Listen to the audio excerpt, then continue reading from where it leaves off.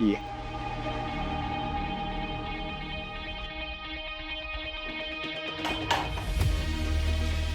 विभा तुला सांगितलं होतं ना उद्या भेटूयात, तरी का हट्टाला पेटलीस?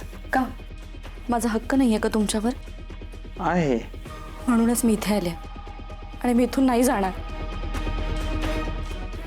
माझं कशातच मन लागत नाहीये, सतत तुमचाच विचार येत असतो. मी इथेच राहायचं ठरवलंय.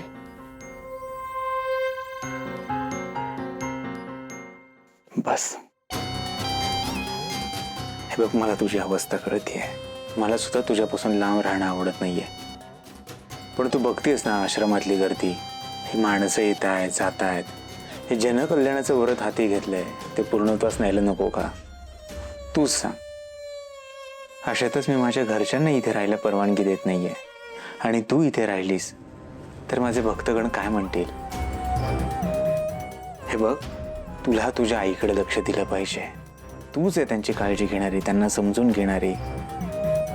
एकतर त्यांचा नवरा गेलाय, त्यांच्या स्वतःच्या मुलानं त्यांना मारून टाकलंय. अशात तू त्यांना समजून नाही घेणार, त्यांची काळजी नाही घेणार, तर कोण घेणार? तू सांग. पण वेळ काही नाही. तू शांत राहा. मी काय सांगतो ऐक. मी लवकरात लवकर तुला आश्रमात घेऊन येण्याची सोय करेन. खरंच? खरंच.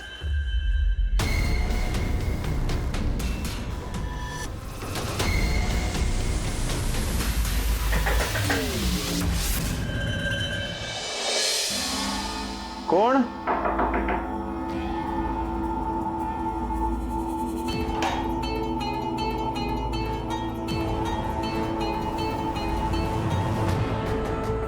काय डिंपल?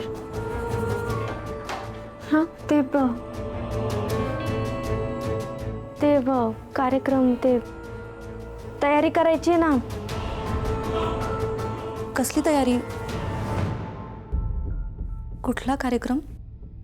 गुरुपौर्णिमा. पौर्णिमा संपली नाहीये ना अजून. रात्रभर ईश्वराचं नामस्मरण करायचं आहे, ईश्वराचं ध्यान करायचं आहे. हे पूर्ण रात्रभर चालणारच. तेच सांगायला आली होतीस ना? हाँ हो.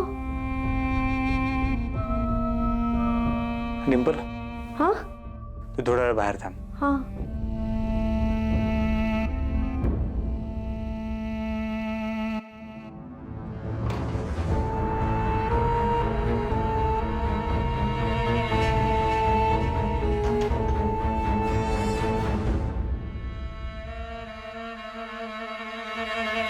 विभावरी काळजी करू नकोस.